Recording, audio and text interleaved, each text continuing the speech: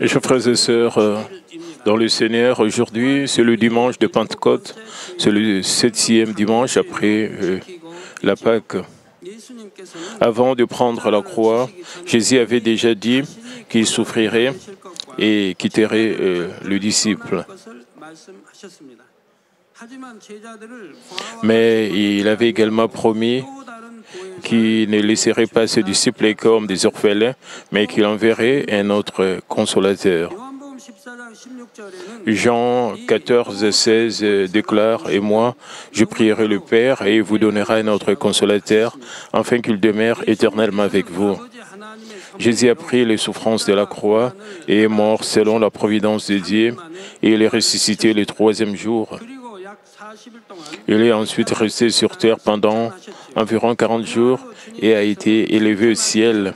Avant de monter au ciel, le Seigneur ressuscité a de nouveau parlé du Saint-Esprit.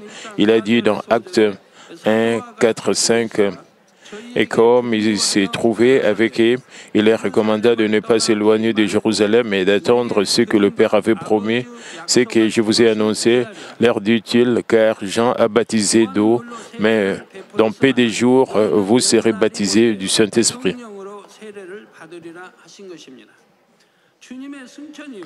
Après l'ascension du Seigneur, les disciples se sont accrochés à cette parole et ont prié ensemble d'un seul cœur. Et quand la Pentecôte est venue, le Saint-Esprit est venu et comme décrit dans le passage d'aujourd'hui.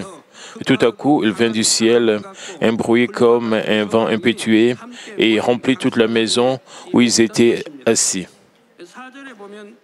Le verset 4 du passage biblique d'aujourd'hui dit « Et ils furent tous remplis du Saint-Esprit et se mirent à parler en d'autres langues, selon que l'Esprit leur donnait de s'exprimer. » Le Saint-Esprit demeure dans le cœur de chaque croyant et agit comme l'Esprit qui nous aide. Il nous enseigne la vérité comme un tuteur. Et parfois, il soutient notre vulnérabilité et comme une mère et nous encourage à garder notre marche de la foi. Jusqu'à ce que les enfants de Dieu franchissent la porte du ciel, il n'est jamais inattentif et il ne renonce jamais à nous guider, mais reste avec nous tout le temps. C'est pourquoi Jésus a dit que la venue du Saint-Esprit est meilleure pour nous que Jésus lui-même restant sur terre. Parce que Jésus avait un corps physique, il était sous les limites de l'espace physique. Par exemple, quand Jésus était en Galilée, ses croyants à Jérusalem ne pouvaient pas le voir, mais parce que le Saint-Esprit est esprit, il peut être partout sans limitation d'espace. Il peut être avec toutes les personnes qui le désirent partout. J'espère que vous comprenez clairement au sujet de ce Saint-Esprit en ce dimanche de Pentecôte. Je prie au nom du Seigneur que vous recevrez plus de la puissance du Saint-Esprit pour atteindre la sanctification et la parfaite sanctification. Et chers frères et sœurs en Christ, premièrement, le Saint-Esprit vient à ceux qui le cherchent et aspirent à lui. Et la profondeur de votre désir et de votre recherche passionnée détermine à quel point vous êtes pleinement rempli et mis par le Saint-Esprit. Acte 2, 32 dit, Pierre leur dit, répentez-vous et que chacun de vous soit baptisé au nom de Jésus-Christ pour le pardon de vos péchés et vous recevrez les dons du Saint-Esprit. Quiconque se répand de ce péché, accepte Jésus-Christ comme sauveur et reçoit le pardon de péché, peut recevoir le don du Saint-Esprit. Parce que le Saint-Esprit est l'Esprit de Dieu qui est saint, il ne peut pas entrer dans le cœur de pécheur. Cependant, cela ne signifie pas que nous n'avons pas de tels péchés que nous ne pouvons pas abandonner. Par notre foi en Jésus, notre Sauveur, nous recevons le pardon pour le péché de ne pas croire en lui. Et notre foi devient le point de départ pour notre salut. La vraie vie chrétienne implique de s'éloigner du péché et de devenir enfant de Dieu.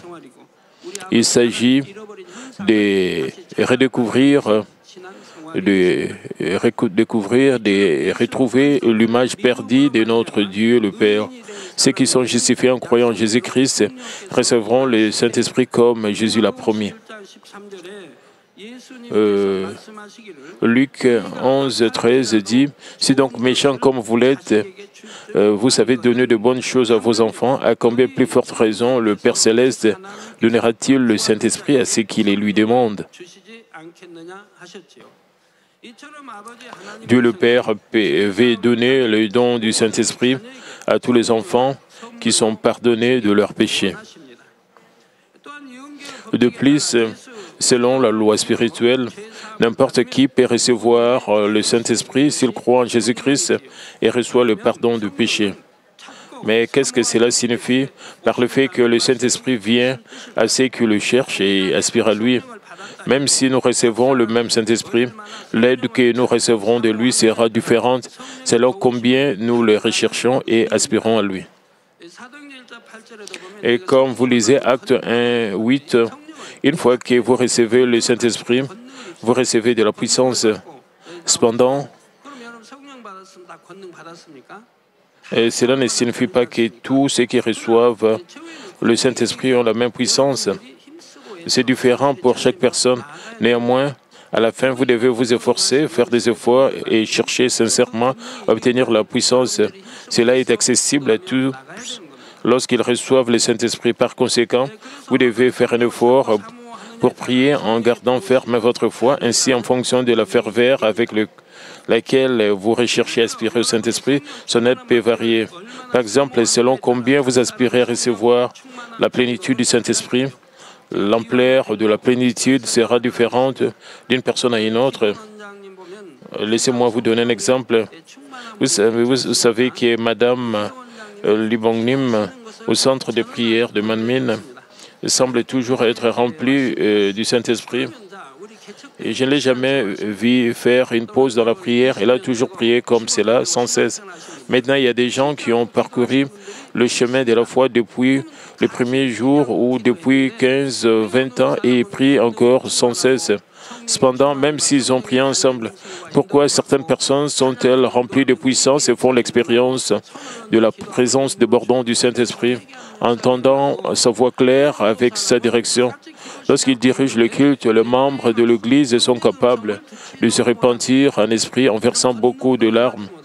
Et de notre côté, pourquoi les autres ne se sentent pas passionnés? N'entendent-ils pas la voix du Saint-Esprit et rien ne se passe sans la puissance?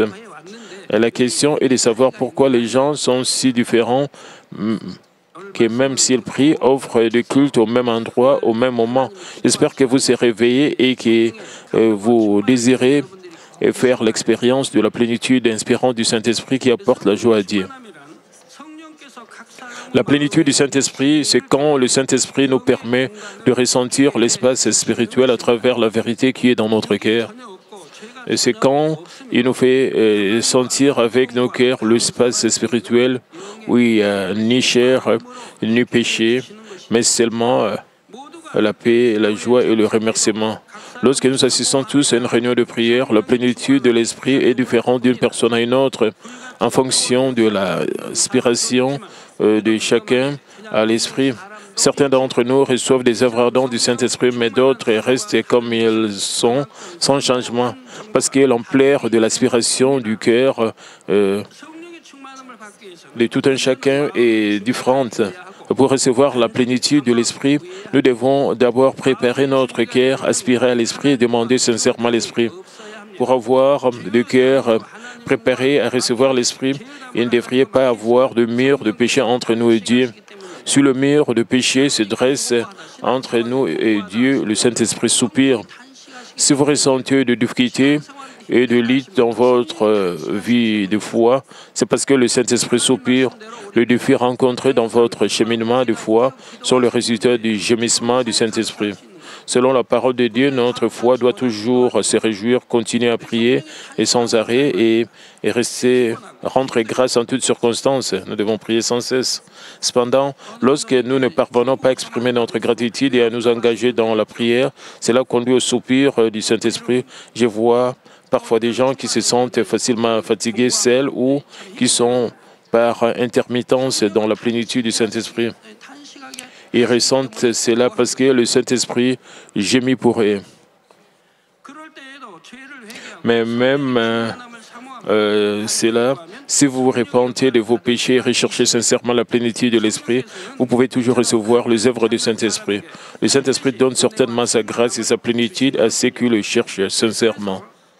Avez-vous maintenu la même plénitude que vous avez reçue lorsque vous avez reçu le Saint-Esprit pour la première fois, ou la plénitude a-t-elle augmenté? Même l'eau bouillante, lorsqu'elle est retirée du feu, elle s'est refroidie rapidement. Pour la maintenir continuellement en ébullition, nous devons garder le feu allumé. De même, pour garder la plénitude de l'Esprit, nous devons constamment demander l'aide du Saint-Esprit.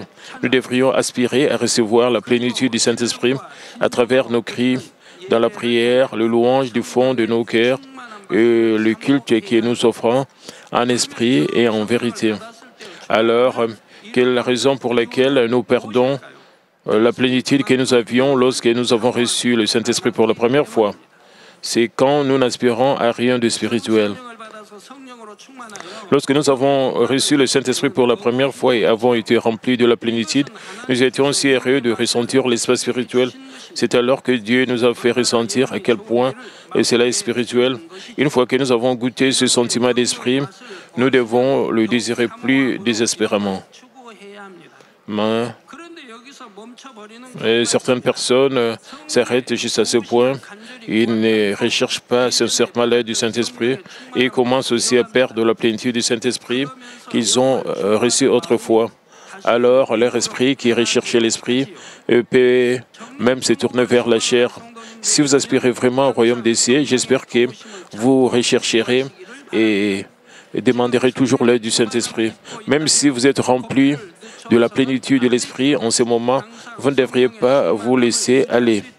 J'espère que vous priez toujours avec un désir sincère, afin que vous puissiez garder la plénitude de l'Esprit tout le temps. J'espère que vous assisterez à toutes les réunions où vous pourrez recevoir la grâce de Dieu. J'espère que vous serez toujours remplis de la plénitude de l'Esprit.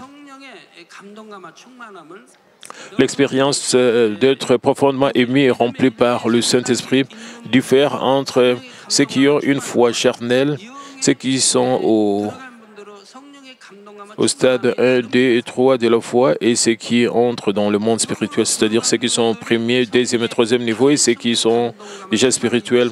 Sans aucun doute, les personnes spirituelles sont pleinement émues et inspirées par le Saint-Esprit. Ils sont juste moins nécessaires pour prier, moins que ceux des niveaux de foi inférieurs. Ils gardent toujours ce statut sans perdre ni échouer. Ils se réjouissent et prient d'être éveillés et rendent grâce à Dieu. Et rendent grâce à Dieu, le Père, quoi qu'il arrive. Ils montrent également la puissance de Dieu, l'œuvre du Saint-Esprit différemment. C'est là qu'ils sont plus remplis de l'influence du Saint-Esprit. Qu'en est-il de personnes qui restent à un niveau inférieur de la foi? Ils peuvent être touchés, influencés par le Saint-Esprit, mais son œuvre peut être soufflée et facilement serrée.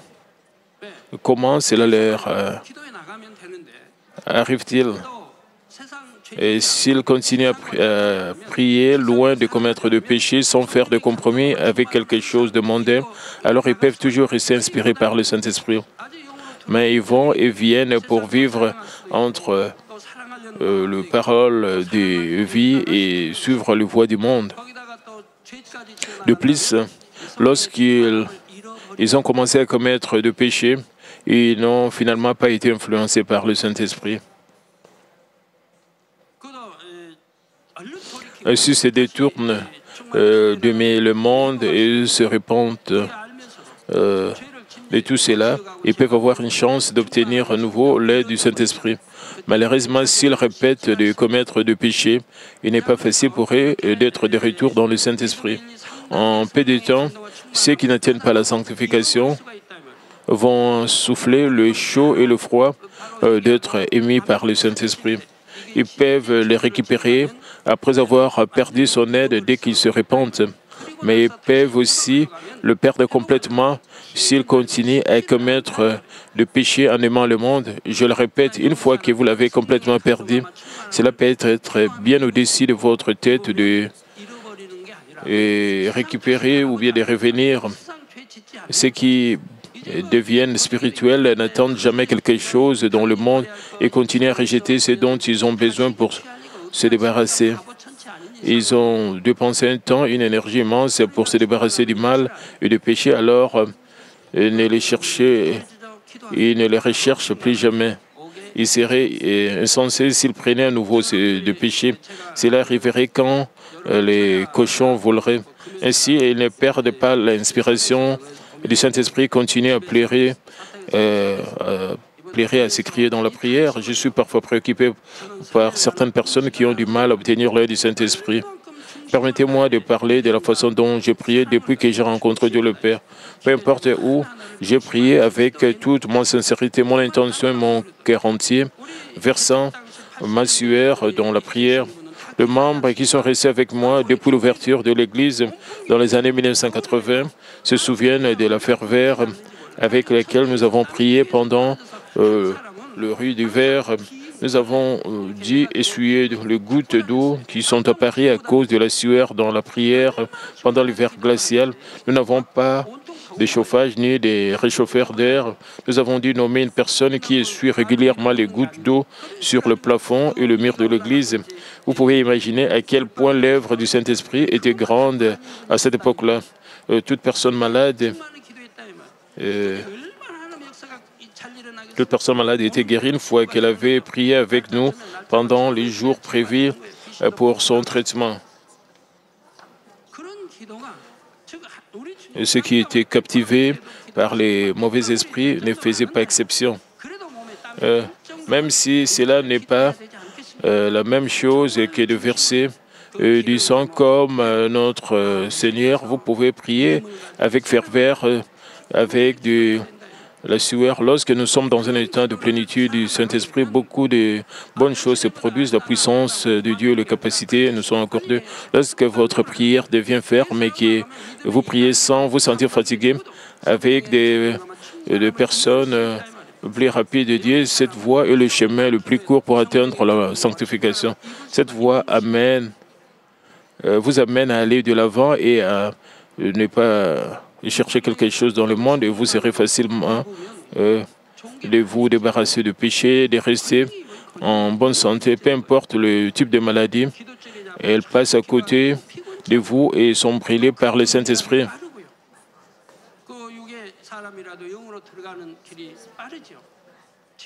Quand vous priez comme ça dans la plénitude, vous priez sans vous sentir fatigué. Et quand vous êtes comme cela, vous n'allez pas rechercher les choses mondaines. Et cela vous semblerait facile de vous débarrasser de péché. Et peu importe quel genre de maladie, et sont consumés par le Saint-Esprit. Parce que vous êtes toujours dans la plénitude du Saint-Esprit. Vous verrez l'expérience de l'hymne en langue lorsque vous serez pleinement influencé par le Saint-Esprit. Vous pouvez chanter en langue.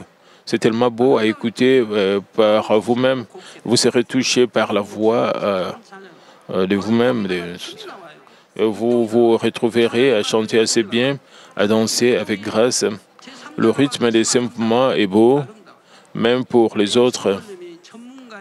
Et comment cela vient? C'est parce que vos mouvements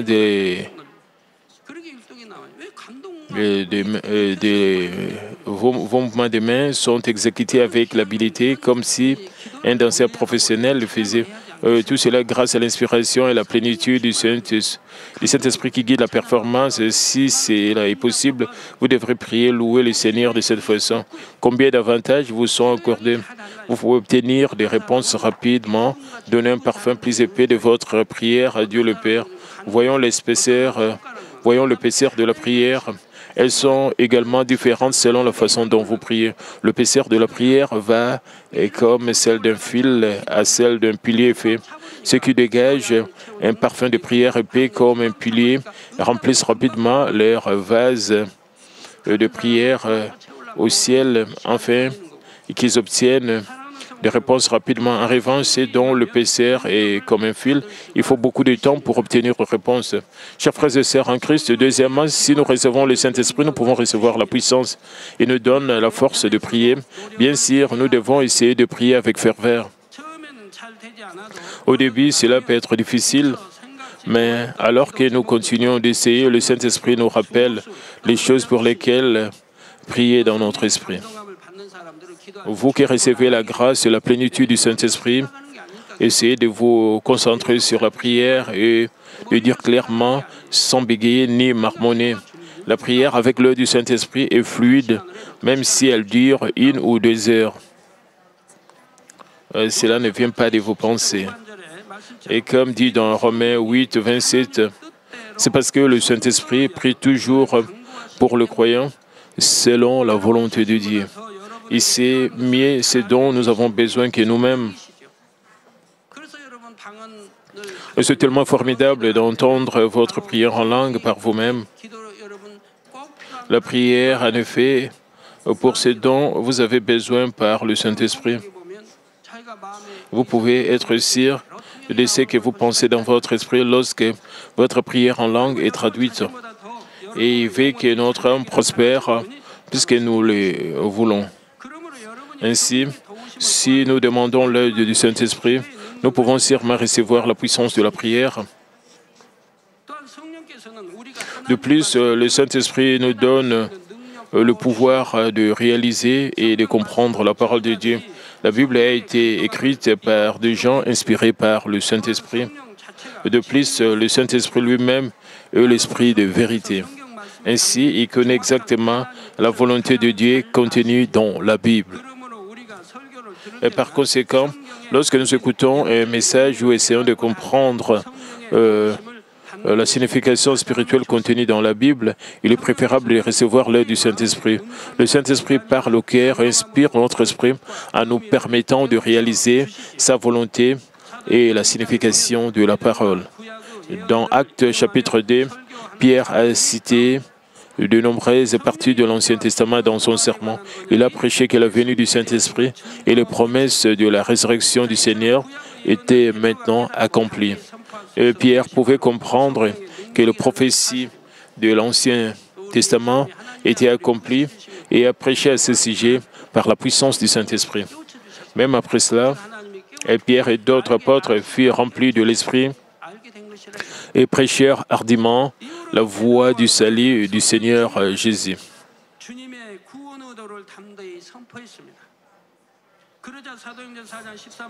Acte 4.13 dit, lorsqu'ils virent l'assurance de Pierre et des gens, ils furent étonnés, sachant que c'étaient des hommes du peuple sans instruction. Le meilleur moment pour nous de comprendre le parole par l'inspiration du Saint-Esprit est dans le culte d'adoration. La signification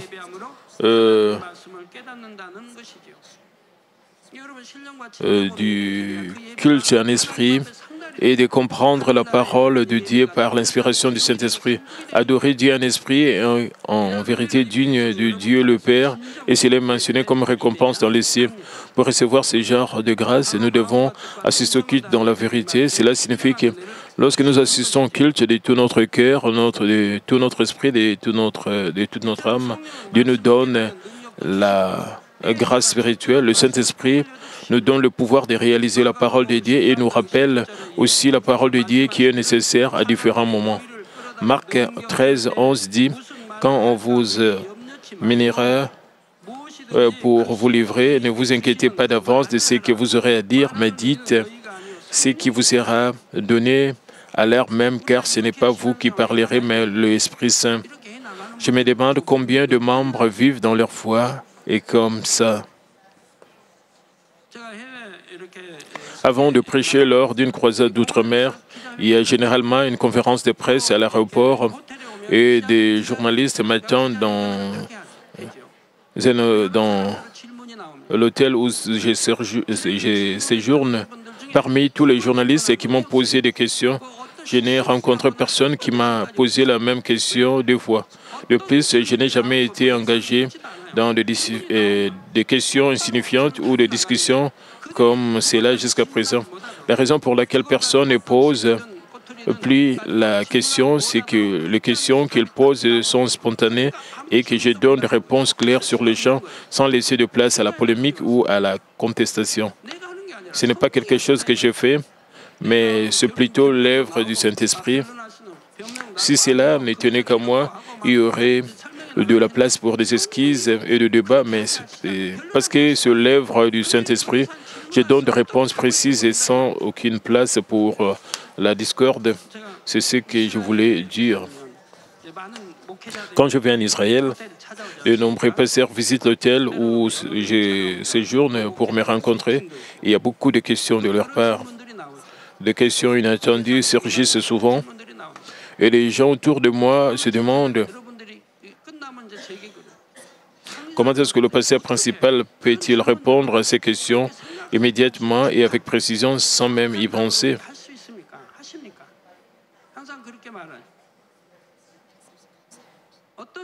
Ils disent toujours cela. Les réponses sortent sans aucune pensée. Les réponses ont le pouvoir de briser leurs pensées. Et ce n'est pas quelque chose que je fais, mais l'œuvre du Saint-Esprit. Alors, je ne me soucie pas de leurs questions. Je ne considère même pas les réponses que je devrais fournir à des questions spécifiques. Il s'agit de permettre au Saint-Esprit de parler dans l'instant. Et il en va de même pour la prédication. Quand je prêche, j'ai aussi de nombreuses métaphores qui me viennent à l'esprit. Et je n'ai jamais pensé ni préparé ces métaphores à l'avance. Elles surgissent simplement dans l'instant. Ce n'est pas le résultat de ma pensée consciente, comme je devrais utiliser celle-ci, mais plutôt elles me viennent naturellement à l'esprit. De plus, j'exprime le contenu du sermon d'une manière facile à comprendre pour tout le monde en utilisant spontanément des métaphores. Je dois parfois les couper, choisir celles que j'utilise pendant que je prêche quand trop de métaphores me viennent à l'esprit. Cela conduit souvent à passer plus de temps parce que je dois continuer à choisir. Lorsque je me retrouve à devoir terminer les sermons rapidement en raison des contraintes de temps, les métaphores ne me viennent pas à l'esprit.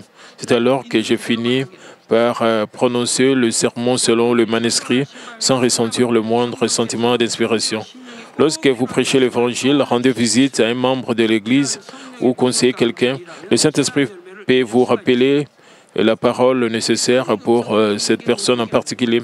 Si nous travaillons avec cette puissance du Saint-Esprit, nous pouvons porter de bons fruits. Entendre la voix du Saint-Esprit n'est ni difficile ni facile. Cela dépend totalement de si vous vivez selon la parole de Dieu ou non. On peut dire que c'est assez facile pour ceux qui vivent selon la parole de Dieu et prient avec ferveur. Une fois que vous commencez à entendre la voix, cela devient plus facile la prochaine fois. Ceux qui entendent la voix obéissent à la voix parce qu'ils savent faire la distinction entre sa voix et leurs pensées. Leurs pensées disparaissent de jour en jour et peuvent de plus en plus entendre la voix du Saint-Esprit.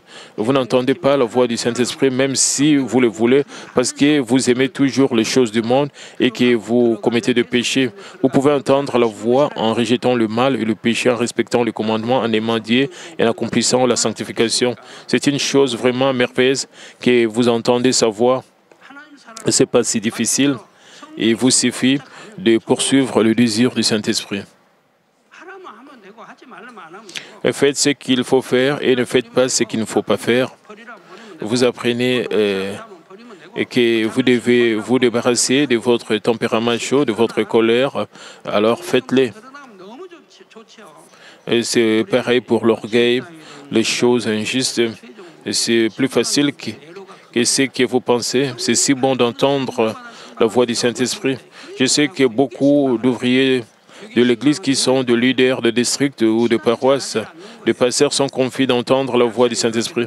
Parfois, ils se trompent de bâton et finissent par délivrer des messages de Dieu, non pas du Saint-Esprit, mais de leurs pensées lorsqu'ils visitent le membre.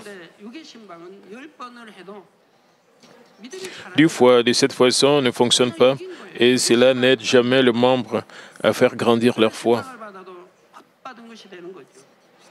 Et cela ne sert à rien d'autre qu'une visite spirituelle. Ainsi, le membre qui reçoit la visite des ouvriers est resté là où ils étaient ou à un niveau de foi inférieur. Dans quelle mesure les ouvriers de l'Église font-ils un effort pour entendre la voix du Saint-Esprit? Pour être remplis de la plénitude du Saint-Esprit, les ouvriers doivent se faire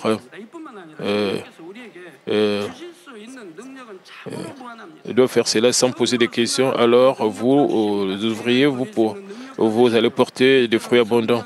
De plus, la puissance du Saint-Esprit qui peut nous donner est illimitée et nous donne le pouvoir de penser dans la bonté, de pouvoir rejeter le péché. Si nous recevons la puissance du Saint-Esprit, notre vie chrétienne sera facile, mais même si nous avons reçu le Saint-Esprit, si nous ne recevons pas sa puissance, nous pouvons avoir l'impression que la vie chrétienne est difficile.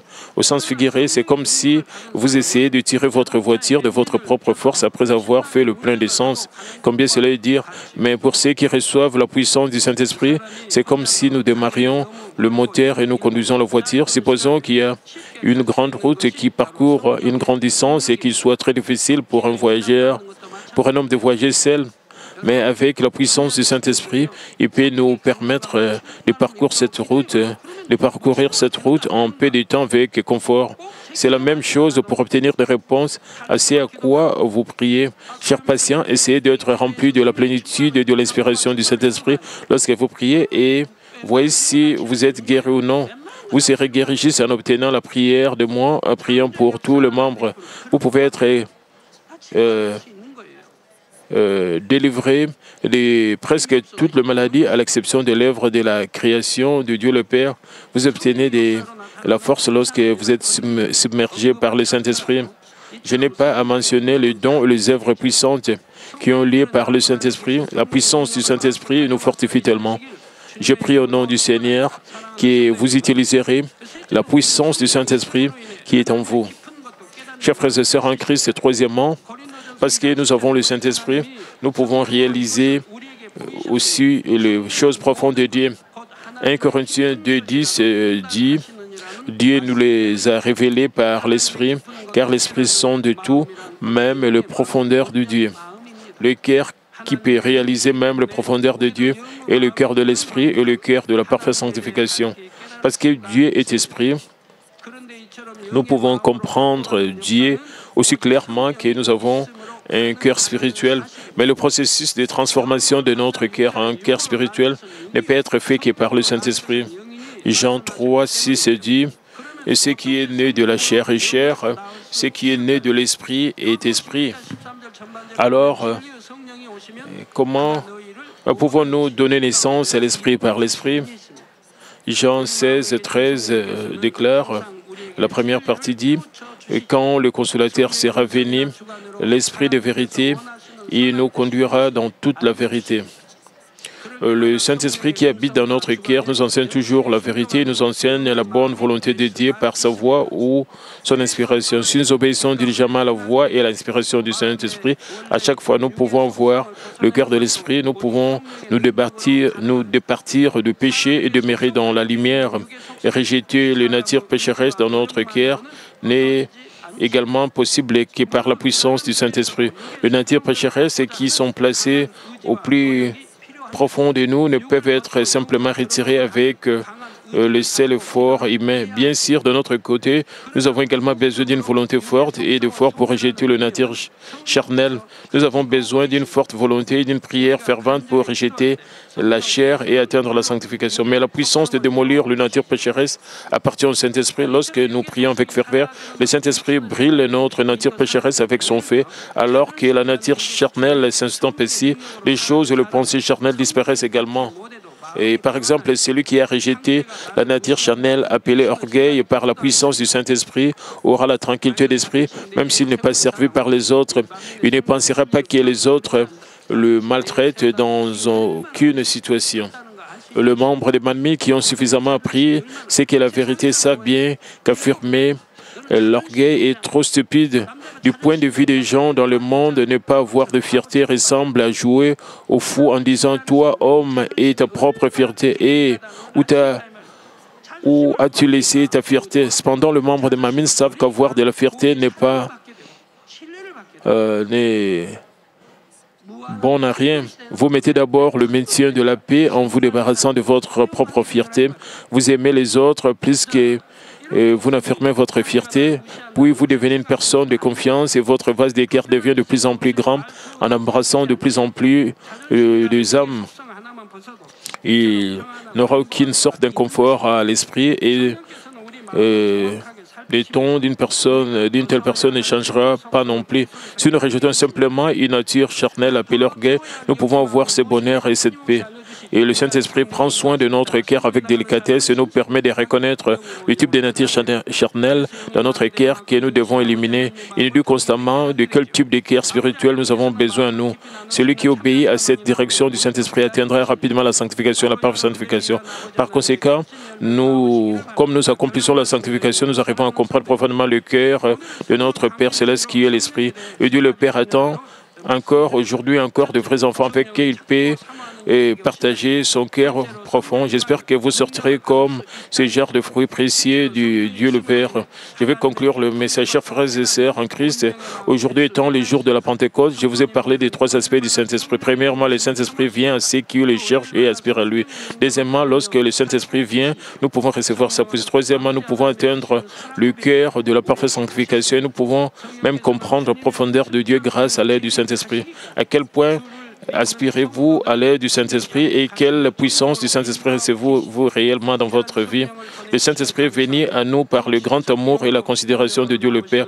Le Saint-Esprit élève et nourrit les croyants dont le Seigneur le guide vers le royaume des cieux depuis l'ascension du Seigneur et le fera jusqu'à ce que le Seigneur revienne. J'ai prié au nom du Seigneur que vous soyez reconnaissants de nous avoir envoyé ce Saint-Esprit et que vous atteignez rapidement la sanctification et la parfaite sanctification.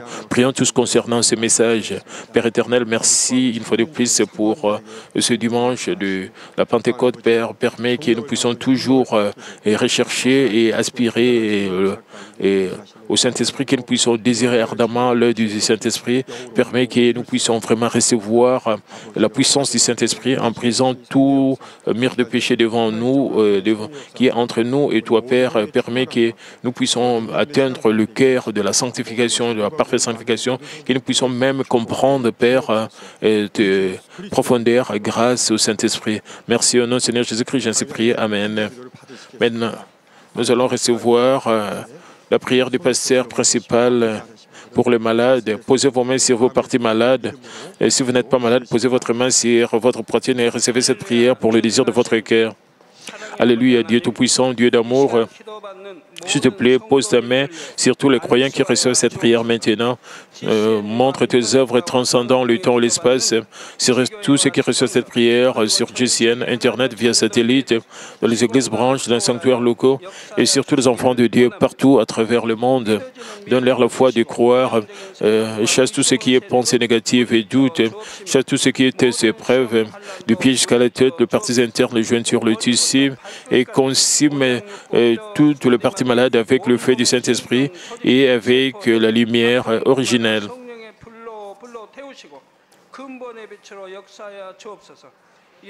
Au nom de Jésus-Christ, j'ordonne à l'ennemi diable et Satan toutes sortes de maladies, germes, virus, infirmités, quittez-les. Que la lumière brille. S'il te plaît, consume toutes leurs maladies en phase terminale et maladies incurables avec le feu du Saint-Esprit. Chasse tout ce qui est maladie endémique, y compris la malaria. Toutes les maladies contagieuses telles que le rhume, la grippe et la fièvre, quittez-les. Protège-les de toutes sortes de germes et de virus. Guéris-les de tout ce qui est cancer d'estomac, de poumons, de seins, d'intestin. Sida, leucémie, apoplexie cérébrale, hypertension, hypotension, diabète, problèmes de thyroïde, de cœur, de poumons, maladies des femmes et toutes sortes d'inflammations. Et quittez-les. Et guéris-les tout ce qui est polio, AVC, arthrite, hernie discale, douleurs dorsales, maux de tête, névralgie et toutes sortes de douleurs puissent disparaître. Épilepsie, autisme, dépression, névrose, autres maladies mentales, quittez-les.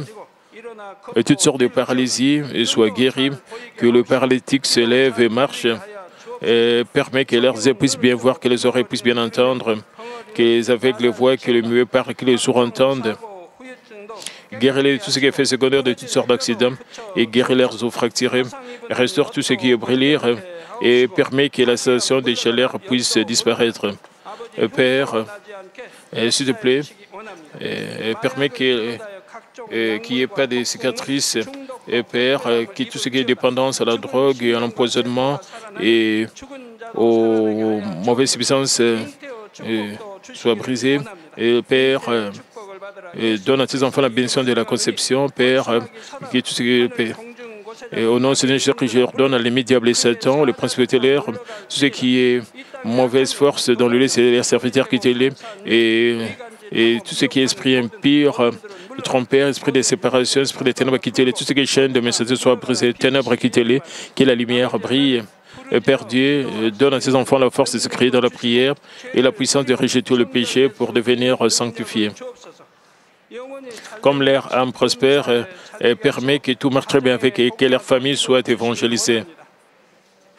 Protège-les de toutes sortes d'accidents et de désastres tout au long de cette semaine et bénis-les pour qu'ils puissent mener une vie prospère sans aucun problème.